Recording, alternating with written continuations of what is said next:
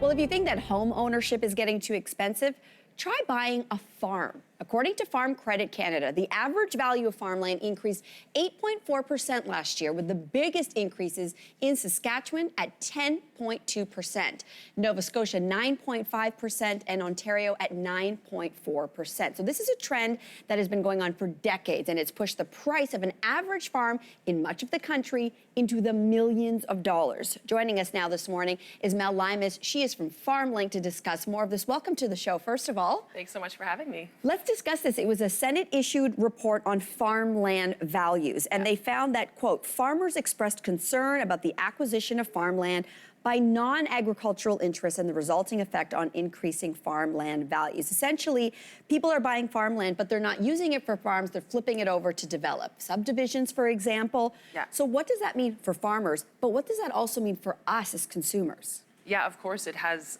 huge repercussions because the cost of land is just cost of the production, right? So you have high prices for land, and then you've got the seed and then equipment on top of that.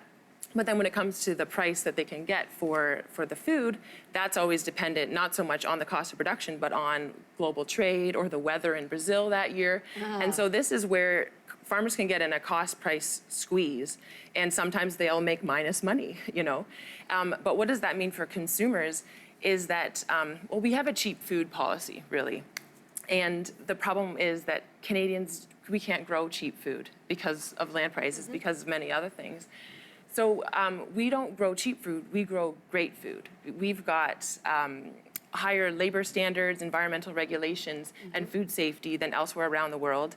And we do that with less government support than Europe or the United States, for example. And so that means that if our cheap food policy is just to get food from wherever it's coming most cheaply, that means we're eroding our own agriculture, that farmers cannot even be competitive on their home turf in Canada. Right, understood. So now we're importing food and we're eroding our ability to feed ourselves, you know, And feed ourselves well. Feed ourselves well. Feed ourselves well. And yeah, and who knows, it's more of an issue of food security or national security, even in that case. We have to support our own farmers. Okay, so let's actually take now a look at what it actually costs to buy farmland now. So using Statistics Canada data, what we're looking at here is we calculated the average price of a farm in Canada. It's now over $2.3 million. In Ontario, it's over $2.5 million and over $2 million in Saskatchewan. So the next generation of farmers, are they even going to be able to afford those prices? I was thinking of going into farming. This was just in 2011, and the headline was in Ontario. The headline of the Ontario Farmer was that the first farm had reached $1 million. And I thought, oh, maybe this is not the right time to get into farming. But in the next 5 years, it just doubled. Wow. So maybe I should have got in then. No, I don't think that young farmers can really afford it. And that's really the difficulty. So without already inheriting the family farm. Exactly, but right? even that, because our parents have taken on such a tremendous debt, that is also going to be a burden to us, to the next generation. So I think there's ways that we can do this. Is you know, more loans for young farmers, but maybe more incentives even for farmers that need to get out of farming and transition out. They could just go to the highest bidder and sell to a developer or sell to an investor.